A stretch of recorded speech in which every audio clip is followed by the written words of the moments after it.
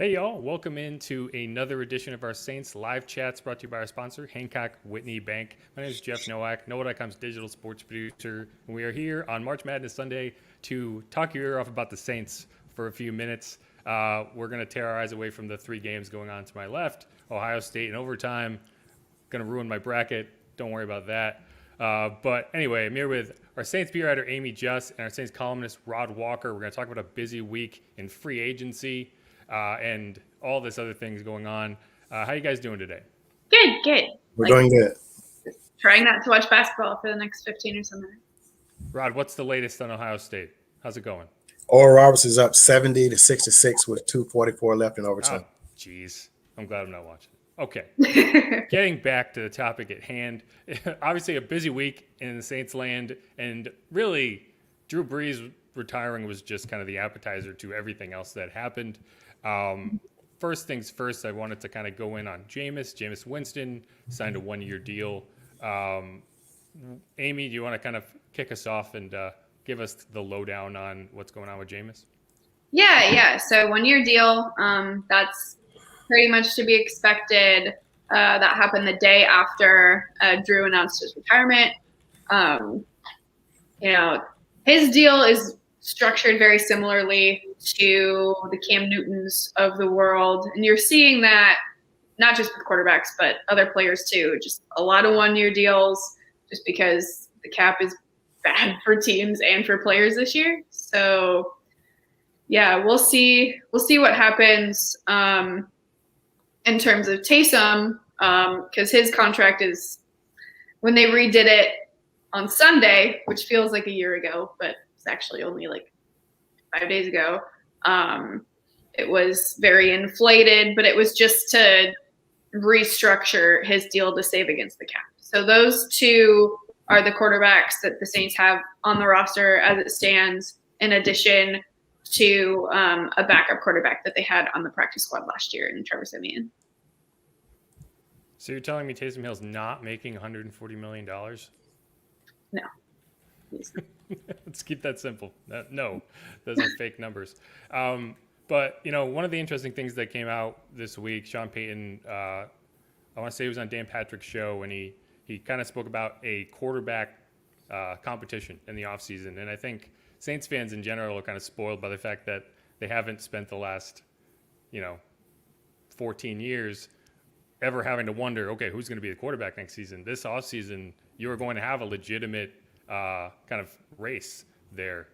Rod, what are your feelings on that? You've been here a while. It'll be interesting. You have to go back to Jeff Blake and Aaron Brooks last time the Saints had a quarterback battle. So I think it'll be really interesting between him and Taysom. And I think the Saints are comfortable with that quarterback battle. And that's kind of, everybody knew that this was probably it for Drew Brees. So his retirement didn't really come as a surprise. So we'll be in training camp, and hopefully this COVID's out of the way and we'll get a chance to be there. But it'll be really fun to see those two guys battle it out. And, I know it's early right now, but right now, I think that Jameis is going to end up winning that job. And I think if that happens, I think that bodes well for the Saints, because if Jameis wins the job, I mean, you can still use Taysom in those roles that he's sort of been in anyway. And they're going to have to find another guy, though, a third guy, just to, they'll need another backup, especially if Jameis wins the job and Taysom's doing those roles that he's been doing,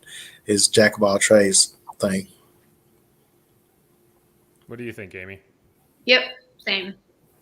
Unless they, the thing is, we don't know who that third guy is going to be. Is it going to be Trevor Siemian? Are they going to try to draft somebody? They going to try to, I don't know. Like, that's another interesting storyline to me, is if it is Jameis, like both Rod and I think it's going to be, who's their third guy? Who's their backup? Because if you use Taysom like they have used him, Taysom isn't the in-game backup. We saw that when Drew got hurt against the 49ers. They went to Jameis, and then Taysom was the starter after that. So lots of interesting storylines that derive from just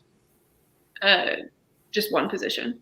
And I think it is time for this team to start, trying to find that young guy and groom him and get him ready for the future. I mean, obviously Jameis is still 27. 27. Yeah, Taysom's 30. And I guess that's young when you think that Drew went to 42. But I do think this would be a good time for the Saints to maybe try to get that young guy and let him learn his offense. It does feel a little bit like, Jameis is competing against Taysom, but Taysom is also kind of competing against himself because he's proven to be so valuable in that role. And for him to win it, he would have to be, he would have to prove that he gives you the best chance to win beyond him also being on the field as kind of a jack of all trades, right? But one way or the other, you're going to have Taysom on the field, and that's a good thing. And I think the backup is interesting because, you actually do feel comfortable if you have to put Taysom in the starting role. So I think that gives them an advantage if he doesn't win that job. Going into some of the other signings, I think the only name they brought in was Alex Arma, unless I'm missing one. That's the only new face as of this second. And that's not surprising to me because the Saints don't have a whole lot of money to do that. Maybe we'll get a few more into the fold here, but it doesn't really look like there's going to be a whole lot of new faces, especially ones that are premium signings. They just don't have a whole lot of money to be able to do that unless it's a very team-friendly deal, and a lot of players don't want to do that. So, to answer Mario's question, no, I don't think so. And that could be whether they're going to re-sign some people or bring some more people in. No, I don't think they're done. This process always takes a little bit. It's like a trickle-down effect. You get some of the biggest names at the beginning, and then more come later slowly. So no, I don't think they're done, but most of the moves have been made already. Listen to Mickey Loomis. He was on Sirius XM the other day, and it was one of the things he said. This is a team that's not going to really be making any big moves during this free agency period. And I think their focus is to try to keep some of the guys that they've had and re-sign those guys. And I think this team feel like they have a really good core group coming back. I mean, obviously they've lost some key guys when you look at Jack Rabbit and losing Emmanuel Sanders. But I think they like what they have, and I think this is still a solid team with this core group that they have, coming back. Obviously, finding the quarterback is going to be the big key to all of this. Mm-hmm. Yeah, I do almost feel like we're putting the cart in front of the horse, talking about more signings and kind of like just glazing over the insane thing, which is the fact that they managed to get under the salary cap at all, because that's been the storyline all offseason, is how are they going to do it? They've restructured. I don't think we even have enough time to go through all the restructurings, but I think with Tehran's restructuring, they officially got under. Mm-hmm. And you knew that they were never going to be a big player in free agency in terms of making splash signings. But yeah, as you get further down and guys, you look at some veterans, I think there will be some players they have to bring in because they're going to need to fill roster spots somewhere. The other thing to keep in mind is they're going to have to sign their draft picks, which they have. How many do they have? I always lose track. It depends. So they just got another one for the Malcolm Brown trade. That's a 7th round pick. And then the Saints are still in the appeals process for discipline related to their Week 17 crop up with COVID that left all of their running backs unavailable for that last game of the regular season. So they could get fined a pick for that. They might not. I don't know. But we'll see. So as it stands, more than they did last year. Well, because they've got those 3 compensatory picks, 2/3 and a 6th.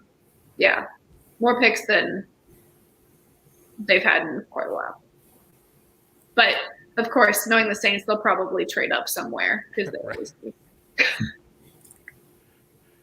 Yeah, and those picks at the back of the draft are always just basically a bombshell waiting to see where they get traded. I want to say they traded basically half their draft board last year to move up to get Adam Troutman, which they traded into the third round twice last year, and they have 2 third-round picks this year. So I think, history would show you that the third round is where they want to be anyway. Yep. And Alvin Kamara. Yeah. There we go.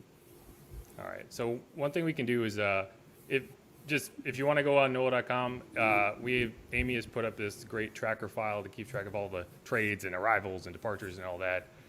So I'm using that to go through this list. Here are all the guys that are no longer on the team this year, either through trade or whatever. Malcolm Brown, as you mentioned.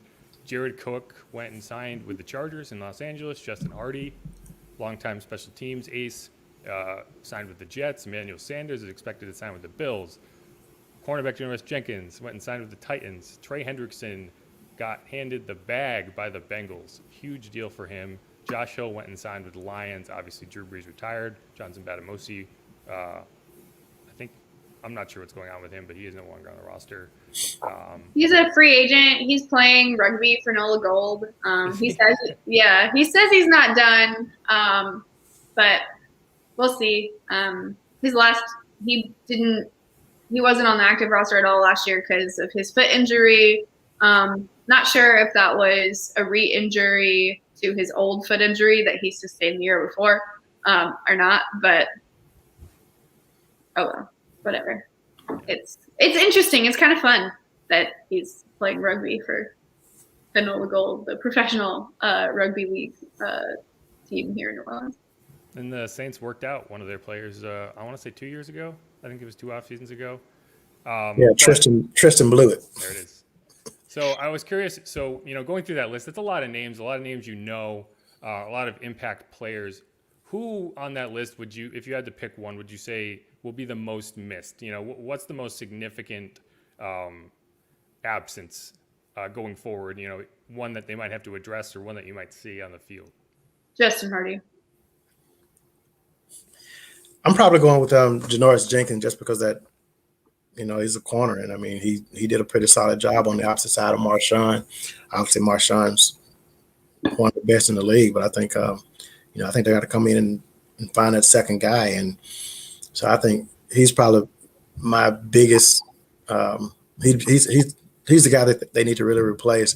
And I think with Trey Hendrickson, I think you're going to need to see Carl Granderson and Marcus Davenport step up and have the kind of season that Trey had last season. And Davenport's a guy who's shown flashes since he's been here and always battling injuries. And I think Carl Granderson's a guy who could really be good, and we just he'll definitely get more reps now. And how well those two guys play on the opposite side of Cam Jordan is going to be really big for this team up front.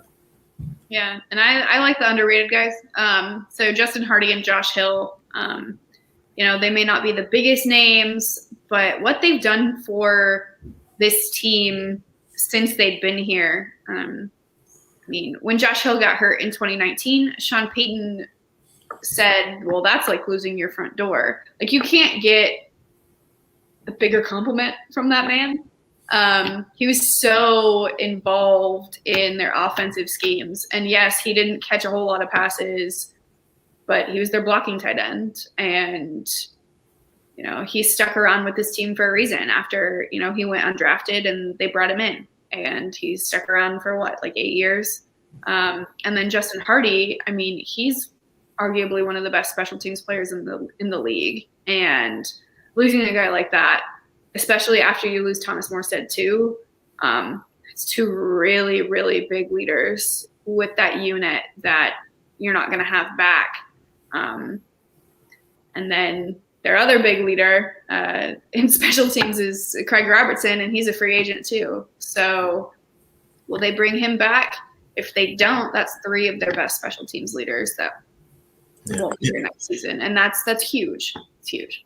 And Justin's a guy, he was so good at special teams. Like, whenever the punt team came on the field, I would always just make sure I keep my eyes on number 34 because he was just a beast on special teams. And like Amie said, they are going to really miss him on special teams because he was always the first guy down the field. It's him and JT Gray, like, racing to make the tackle almost. And so, yeah, he's going to be missed. And he'll be a big pickup for the Jets, I would assume.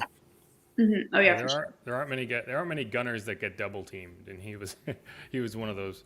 You had him like ready to fire out of a cannon when I asked that question. Yep. I did appreciate that in his thank you message he included that he's still going to be flipping pizzas at Papa John's over on Tulane.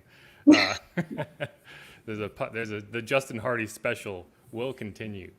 But yeah, and like you mentioned, Josh Hill, and obviously, I think I think after the fumble in the playoffs, a lot of people were ready to put Jared Cook out to pasture, and whether that's merited or not is a different story. But I think both of those guys, Josh Hill and Jared Cook, departing in the same offseason, you look at Adam Troutman as the guy now, but you also suddenly have no depth at tight end, and I think what a lot of these departures where they're gonna show up is this has been one of the deepest rosters in the NFL for years, and that's what you're gonna lose. When you have guys go out hurt, the guys who are coming in to replace them are going to be of a much, I don't want to say lower caliber, but much lower trust level than what you've been accustomed to, and I think that's where you're going to see a lot of this manifest. Yeah, I would agree with that. The Saints had, essentially several guys who could have started at several positions, and that the depth is going to be lost in some areas. You look at the offensive line, one of the best free agent signings over the past couple years, in my opinion, was Nick Easton, just because of how valuable he had been when guys got hurt all over the line, and that he was one of the first guys they released due to salary cap constraints. But they re-signed James Hurst, who's even more position flexible because he filled in at guard and tackle last year when guys were hurt / had COVID. So they're keeping their depth in mind, but it's definitely a luxury that they might not necessarily be able to afford. To Vibes' question, are the Saints going to re-sign Lattimore and Ramczyk? So they're both playing on their 5th-year option this year. I thought that the Saints would extend them to help against the cap. They didn't. They went some other ways with that. But I would think that bringing both of them back on long-term deals is very important for them. And now that the TV deal has been set, the salary cap should continue to go up for quite some time. So they should have the flexibility to do that moving forward.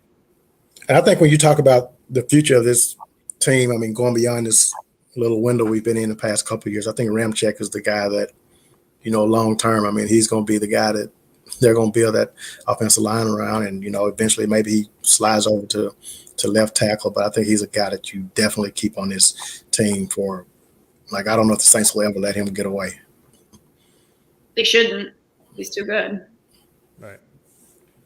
And it's interesting how he arrived here too. He was the pick that they got in the Brandon Cooks trade, and I think as you try to rebuild and kind of move on, trades are always going to be at the front of the Saints front office's mind. One thing that I found interesting was I did not anticipate that the Saints were going to have the ability to franchise tag Marcus Williams. I am. And what is your kind of view of the secondary as you look at, obviously no Janoris Jenkins, but you have Marshawn Lattimore, Marcus Williams kind of anchoring that. Malcolm Jenkins is still around. Do you think that's going to be something they target in the draft? I think there's going to be a lot of areas that need to be targeted there, but what are you guys kind of indications? Yeah, I think as it stands right now, obviously they're not done in free agency, but you need a starting cornerback. That is, in my opinion, the biggest need that they have right now. How they'll go about that, I'm not sure, but it would make sense to me for them to draft somebody with the intention of them to start. Obviously, that doesn't always happen. Look at last year when they drafted Cesar Ruiz, saying that he was going to start, and then injuries happened and he didn't, and he rotated with Nick Easton and things like that. But yeah, cornerback is definitely a need. But the Saints getting Marcus Williams back is honestly the biggest thing that they could have done in free agency. Yeah, they did it with having the franchise tag him and have to pay him like $10 million for this year unless they redo some things, sign him to an extension, restructure that all of that, whatever. As Saints fans are very familiar with the team doing with everyone else. But yeah, getting him back is really important, but targeting a cornerback should be one of their top priorities. I think with Marcus, a lot of people were wondering, like, are the Saints going to try to keep Marcus, or are they going to try to keep Trey Hendrickson? I think when you look at their body of work over their entire careers, I just think Marcus probably had a better total body of work. Obviously, Trey had a breakout season this past year, but Trey had it right when he needed to have it. I mean, he cashed in on it too. But I think going with Marcus was probably the best situation, considering just how solid he's been the entire time he's been here. He hadn't had the injury issues like Trey has had some earlier in his career. So I understand the Saints' decision to roll with Marcus on that. Yeah, and I look at the depth too. Like, starting caliber safeties don't grow on trees, and the Saints have pretty good depth at defensive end. Also, something to at least I considered when thinking about what they could potentially do. Cool. Okay, so one question is going to be kind of a sharp pivot, but one question I've seen a few times in the comments: will the Saints draft a quarterback? I think this is an interesting question, and I think there are two elements to it. Is will the Saints draft a quarterback up high, or will the Saints draft a quarterback in the back end? Maybe like an Ian Book. And I think that's a good question. I'd be surprised based on the depth issues that we went over earlier if they went with a Mac Jones in the first round. But what are your guys' indications on that? I think they'll definitely, and I don't know if they'll draft one, but I do think the team realizes that it was a key need. Sean Payton said the other day, he said they were going to be, at least making a few phone calls. So, I mean, they do know that they need to bring another guy in here. And I think how they do that, I think is just up in the air. And I don't know if they'll draft or if they'll just try to get a veteran guy that's been around that just has a little more experience. But personally, I think they need to try to draft one and get someone, just a young guy in here to just kind of learn and groom, like I mentioned earlier. They did draft one last year. Does that count? They did. He didn't stay at quarterback. They moved him to tight end, and he plays for the Panthers. He plays for the Panthers now. But on a serious note, though, sorry, I had to. I had to make the joke. Maybe, but I don't know where. And I think it'll depend on what happens through the rest of free agency. If they find somebody that they think could be their starting corner, or if they fall in love with a young quarterback in the draft, I think it all really depends on how the pre-draft process plays out. I mean, pro days have only been going on for 19 days now, and there's still several left. So a lot of things can change between here and the end of April. And a lot of draft positions can change as well. Yes. But okay, I think that's all I have. I have one more thing that I will. I have a comment I wanted to throw in here. See if I can find it. From Gordon. Hey, alrighty. We can bookend this, and I can just tear up my bracket and throw it in the trash now. So. You know what? The foolproof way to not have a busted bracket? Don't make one. Don't make one. It's all right. UConn's winning it all. Okay. We talking women's or men's? Well, that wouldn't be much of a statement if it was women's, but men's. Not 7 seed UConn all the way. They've done it. They're gonna do it again. Okay. All right. Sure. It's all right. Rod's on my side, right? I guess. You guys let me down. But all right. I appreciate everyone who came in, whoever left a comment, jumped in the chat. Again, my name is Jeff Nowak, NOLA.com digital sports producer. I'd like to thank our sponsor, Hancock Whitney Bank, for helping us bring all these live chats. Again, I have with me Amie Just, NOLA.com Saints beat reporter. You can follow her on Twitter at Amie_Just. And I have our columnist, Rod Walker. You can follow him on Twitter at Rod Walker NOLA. That's NOLA, if you didn't know that. And again, thanks for everyone for watching, and we'll see you all around.